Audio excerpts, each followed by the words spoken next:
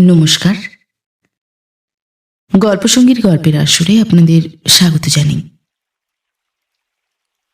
আজ আপনাদের পড়ে শোনাব সাহিত্যিক হেমেন্দ্র কুমার রায়ের লেখা গল্প পোড়ার মুখী।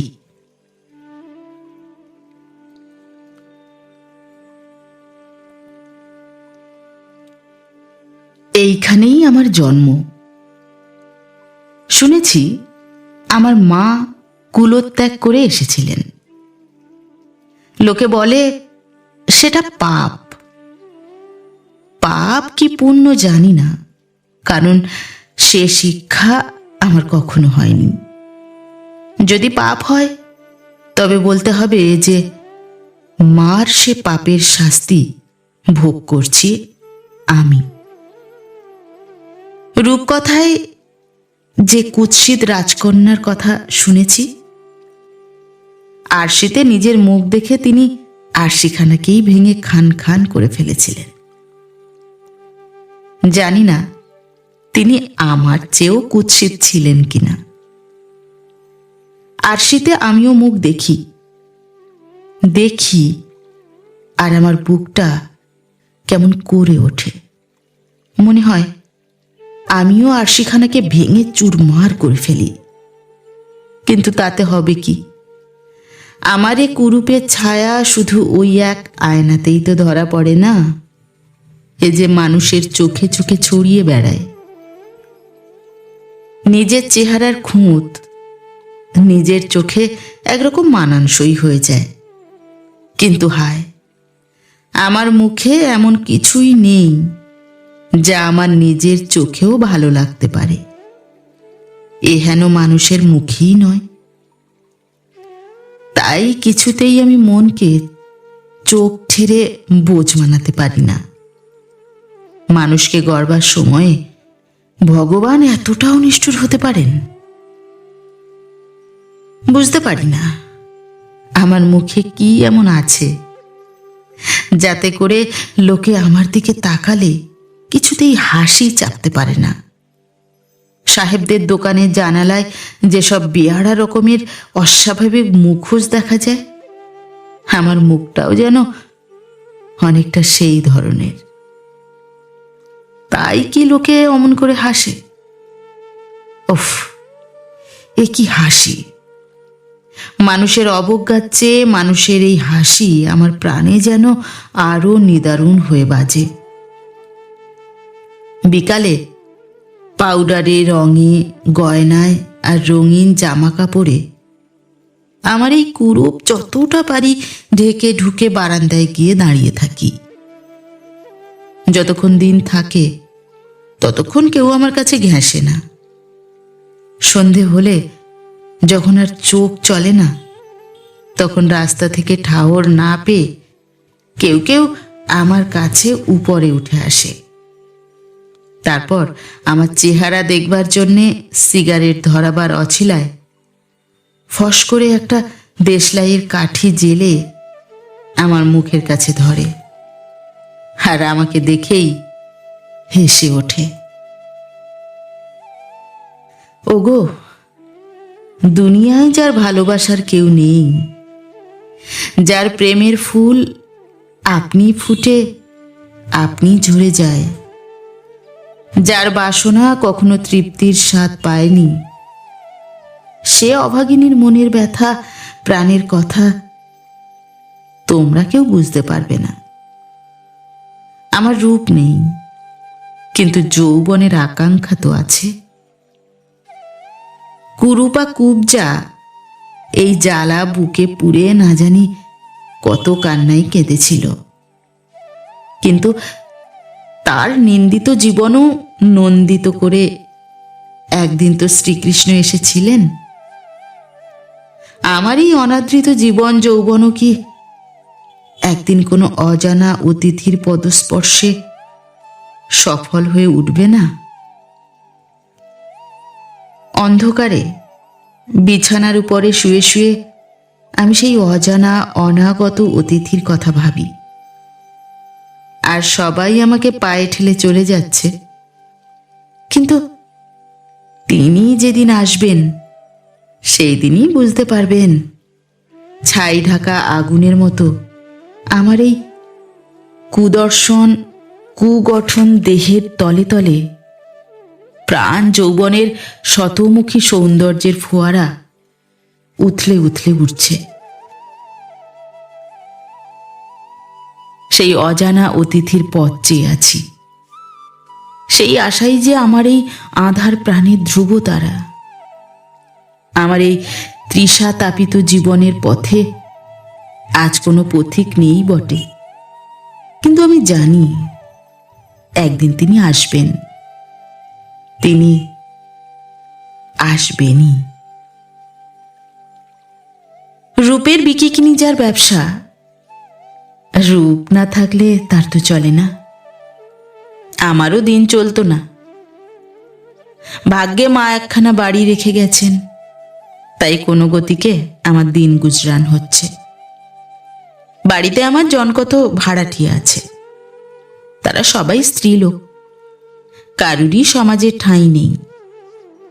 রোজ তাদের ঘরে লোক আসে, গান বাজনা হয়, হাসির হল্লা ওঠে। তাদের সেই আমোদ প্রমোদের ধ্বনি যখন আমার ঘরে এসে ঢোকে, তখন ইচ্ছা হয় সব ভাড়াটেকে দূর করে তাড়িয়ে।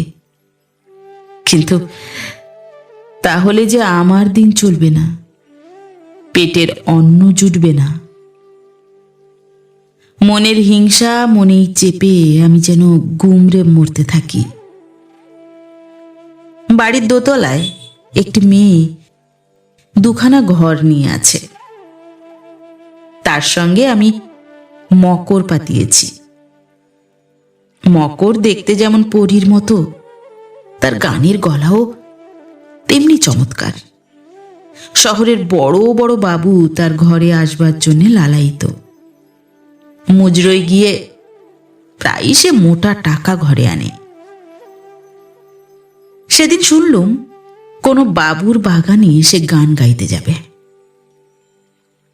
কেমন শখ হলো। আমি তাকে বললুম, মকর ভাই, আমাকে তোর সঙ্গে নিয়ে যাবি? মকর বললে, বেশ তো, চলো না। বাগানে যাবার সুবিধা আমার তো কখনো ঘটেনি, ঘটবেও না। যার মুখ দেখলে লোকে নাক বেঁকিয়ে মুখ ফিরিয়ে নেয়, পয়সা খরচ করে তাকে বাগানে নিয়ে যাবে এমন বাবু কে আছে? অথচ শুনতে পাই বাগানে নাকি ভারী ঘটা হয়। তাই দেখতে বড় স্বাদ ছিল। দেখি মকরের দৌলতে সে স্বাদটা যদি মিটিয়ে নিতে পারি। হা আমার ছাড় কপাল! এমন জানলে কে বাগানে আসতে চাইতো? সেই জমকালো সাজানো ঘরে গিয়ে যখন ঢুকলুম, তখন চারিদিক থেকে অনেকগুলো চোখ বিস্ময়ে কৌতুকে একেবারে বিস্ফারিত হয়ে আমার পানে স্থির হয়ে রইল।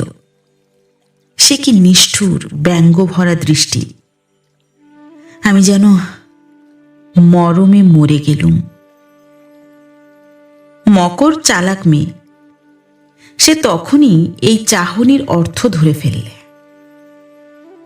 আমার এক হাত নিজের হাতে নিয়ে সে সকলকে শুনিয়ে শুনিয়ে বললে, এ আমার মকর, একে আমিই সঙ্গে করে এনেছি।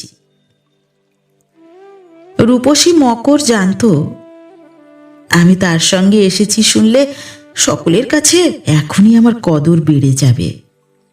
কেননা আমাকে তাচ্ছিল্য করে তার নেক নজর থেকে বঞ্চিত হতে কেউ তো চাইবে না।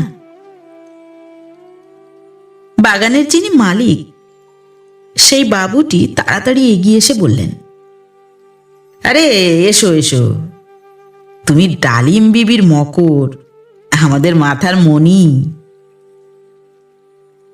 অমনি আরো অনেকে বলে উঠল, বসুন বসুন বসুন।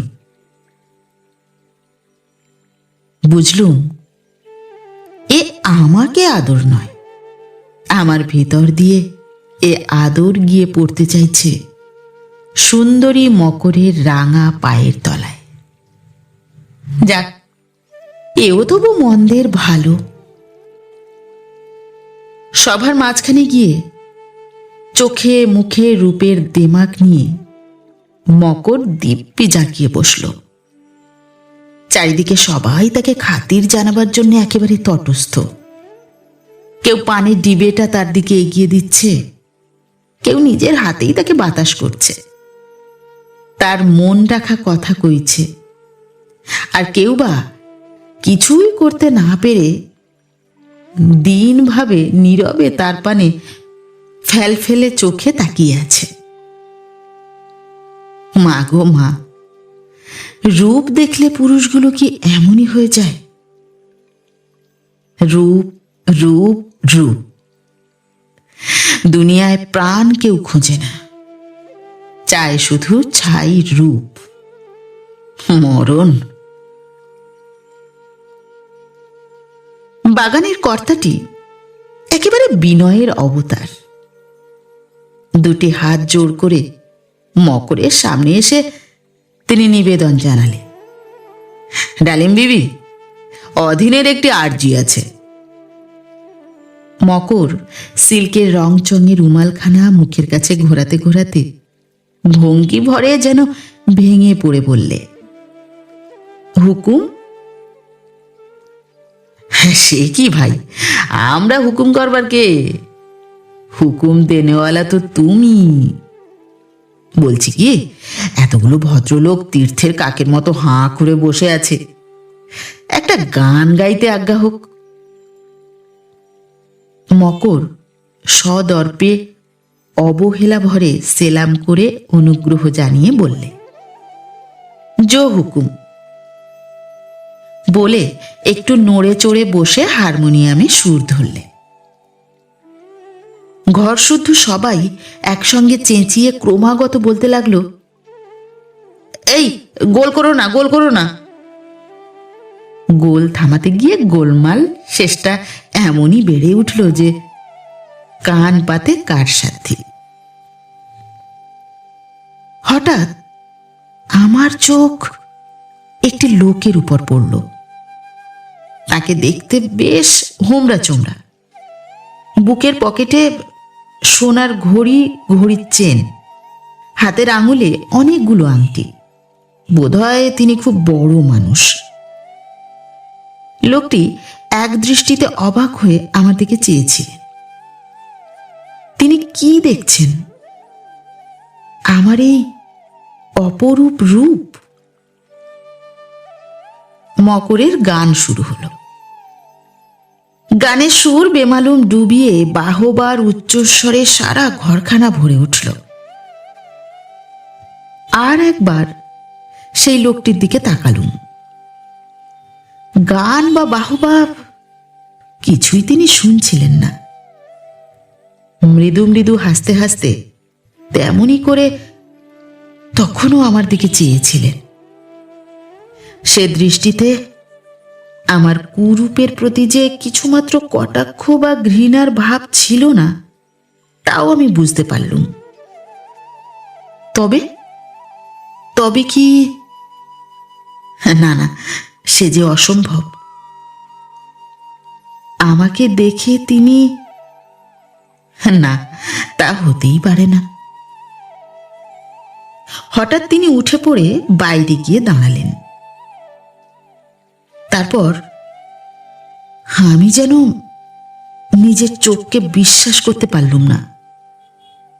তারপর তিনি সত্যি সত্যি আমাকে ইশারা করে ডাকলেন।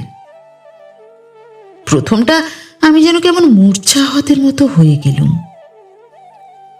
এমন করে কোনো অজানা পুরুষ তো আজ পর্যন্ত আমাকে কাছে ডাকেনি। এই এক আহ্বানের মধুর রসেই আমার সকল প্রাণ মন যে পুড়ে উঠল। অনেক কষ্টে আপনাকে সামলে আবার পুলকে তাঁর দিকে তাকালুম। ঘরের ভিতরে তখনও সবাই বাহবা দিতে ব্যস্ত। সেই অবকাশে আস্তে আস্তে উঠে আমি বাইরে তার কাছে গিয়ে দাঁড়ালুম। আমার দিকে হাসি মাখা চোখে চেয়ে তিনি বললেন, তোমার নাম কি? কামিনী। কোথায় থাকো? আমি ঠিকানা বললুম। তোমার বাড়িতে কাল সন্ধ্যের সময় আমি যাব। এই নাও, আগাম কিছু বায়না দিচ্ছি। এই বলে আমার হাতে তিনি 4টে টাকা গুঁজে দিলেন। আমি আর কি বলবো, কি বলতে পারি?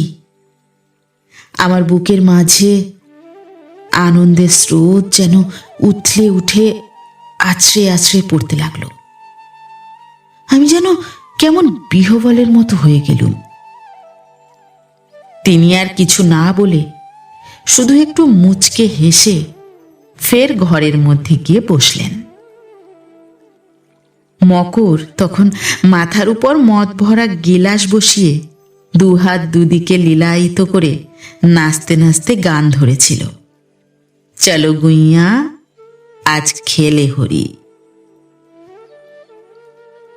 এত দিনকাল গুনে বসে থাকবার পর আজকে সত্যই আমার ঘরে অতিথি আসবেন? আমার সকল কুরূপ আজকে তাঁর স্পর্শে ধন্য হয়ে উঠবে? হায়, জীবনে এই আমার প্রথম অতিথি। কি দিয়ে তাকে তার যোগ্য অভ্যর্থনা আমি করব? কেমন করে তার সঙ্গে কথা কইব? ফুলের মালায় ঘর সাজিয়ে আলো জেলে সেজে গুজে আমি বসে আছি, আকুল প্রাণে নববধূটির মতো। দক্ষিণের খোলা জানালা দিয়ে প্রথম বসন্তের মৃদু মৃদু মন ভোলানো হাওয়া আমার বুকের পরে এসে আবেগ ভরে ঝাঁপিয়ে পড়ছিল। সিঁড়িতে পায়ের শব্দ হলো। দুরু দুরু প্রাণে আমি দরজার কাছে গিয়ে দাঁড়ালুম। হ্যাঁ, তিনিই বটে। আমি উচ্ছ্বসিত হয়ে বললুম, আসুন আসুন। তিনি সেদিনকার মতো তেমনই চোখে আমার মুখের দিকে চেয়ে হাসতে হাসতে ঘরে এসে ঢুকলেন। আমি তাকে খাটের উপরে বসিয়ে পানের ডিবেটা তাঁর সামনে এগিয়ে দিলুম। কেমন এক যন্ত্রণা ভরা সুখে আমার প্রাণ মন যেন আচ্ছন্ন হয়ে নেতিয়ে এলো। মনে হতে লাগলো আজ যেন এ জগতে আর কেউ কোথাও নেই, শুধু তিনি আর আমি। আমার চিবুকে হাত দিয়ে আমার মুখখানা তিনি তুলে ধরলেন। সে স্পর্শে আমার সারা দেহ শিউরে শিউরে উঠল। আমার দু চোখ ধীরে ধীরে আপনি মুদে গেল। কিন্তু এ কি, আমি চোখ মুদতে না মুদতে তিনি যে একেবারে ঘর কাঁপিয়ে হেসে উঠলেন। সে হাসির পরিচয় আমি জানি গো, জানি। আমার দিকে তাকালে আর সবাই যে হাসি হাসে, আজ এর গলাতেও আমি যে ঠিক সেই হাসি শুনছি। চমকে চোখ চেয়ে আমি দুপা পিছিয়ে এলুম। থেমে থেমে বললুম, আপনি হাসছেন যে? অনেক চেষ্টায় হাসি থামিয়ে তিনি বললেন, উফ, এ যে হেসে মরে যাওয়ার গতিক। তুমি যখন চোখ বুজে কেমন একরকম মুখ করছিলে, বাপ, তখন তোমাকে দেখলে মরাও যে হেসে উঠত। আমি আমি কর্কশ স্বরে বললুম, কি বলছেন? কামিনী, সত্যি বলছি, তোমার মুখের জোড়া মেলা ভার। তোমাকে যদি দুদিন শিখিয়ে টিখিয়ে থিয়েটারে নামাই, তাহলে তোমার চেয়ে ভালো হাসির অভিনয় আর কেউ করতে পারবে না। লোকে চেষ্টা করে বিতিকিচ্ছে মুখভঙ্গি করে লোক হাসায়, তোমাকে কিন্তু সেসব কিচ্ছু করতে হবে না। ভগবান তোমাকে এমনই আশ্চর্য মুখ দিয়েছেন যে আমার মতো গম্ভীর লোকও তোমাকে দেখে না হেসে থাকতে পারলে না। আমি ঠোঁট কামড়ে অধীর স্বরে বললুম, কে আপনি? আমি ভেনাস থিয়েটারের ম্যানেজার। কি চান এখানে? তুমি আমার থিয়েটারে অভিনয় করবে? 2-4 দিন শিখলেই তুমি হাস্যরসের খুব ভালো অভিনেত্রী হতে পারবে। তোমার ওই মজার মুখ দেখেই আমি সেটা বুঝে নিয়েছি। তাতে তোমার আর আমার দুজনেরই লাভ। আমি চেঁচিয়ে বলে উঠলুম, না না, চলে যান আপনি, যান যান বলছি। অত্যন্ত আশ্চর্য ও হতভম্ব হয়ে লোকটা ঘর থেকে সুরসুর করে বেরিয়ে গেল। একটা সুদীর্ঘ নিঃশ্বাসের মতো দক্ষিণ বাতাস আমার ঘরে ঢুকে ফুলের মালাগুলোকে দোলা দিয়ে গেল। মালাগুলো ছুঁড়ে রাস্তায় ফেলে দিয়ে জানালা বন্ধ করে আমি আলো নিভিয়ে দিলুম।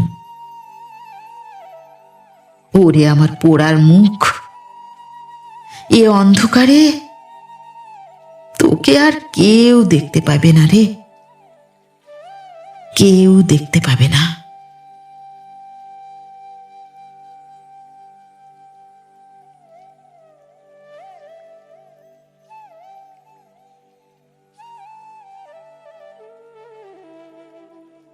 নমস্কার। নতুন একটি গল্প নিয়ে খুব শিগগির ফিরে আসছি। ততক্ষণ সবাই ভালো থাকবেন, সুস্থ থাকবেন।